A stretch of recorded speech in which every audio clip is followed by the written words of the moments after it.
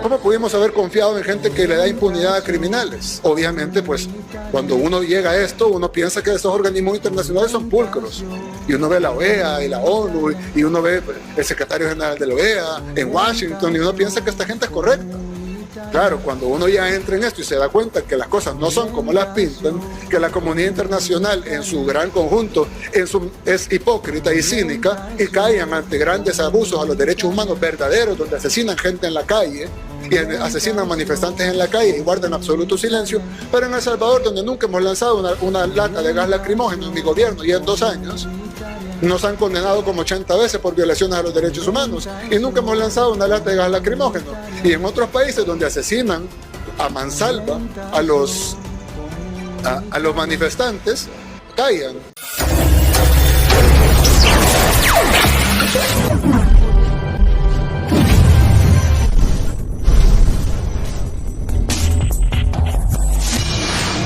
El presidente salvadoreño Nayib Bukele no se echa ni un poquitito para atrás.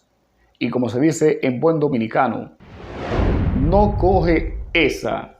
Se mantiene firme en su postura y por demás dando un vivo ejemplo de soberanía e independencia a los países del mundo, pero muy especialmente a los de Occidente, donde la mayor parte ha sucumbido ante las presiones oligárquicas internacionales que obviamente operan detrás de esos organismos internacionales como son la ONU y la OEA, que durante décadas han hecho cuanto se les ha antojado mediante las presiones y tentaciones.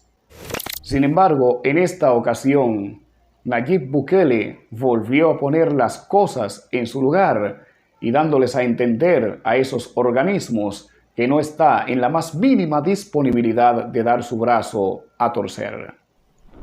Bien hecho, presidente Bukele.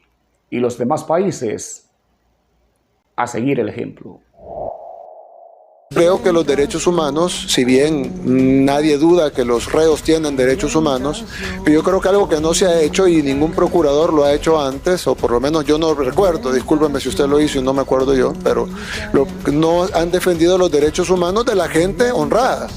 Generalmente defienden como que todo el enfoque de derechos humanos internacional o de las ONGs incluso esté enfocado en los derechos de los delincuentes, que tienen derechos. Nadie dice que los delincuentes no tienen derechos, pero ¿por qué el enfoque es siempre en los derechos de los delincuentes? Y la gran mayoría de la gente honrada, nadie le importan sus derechos. En este país pasamos 30 años siendo acribillados, asesinados, renteados, violados, extorsionados, amenazados, viviendo en zozobra y nadie dijo nada. Pero de repente agarran a los que matan, a los que rentean, a los que violan y de repente hay que ver los derechos humanos de ellos. Sí, tendrán derechos humanos, pero son más importantes los derechos humanos de la gente honrada. Derechos humanos son todos.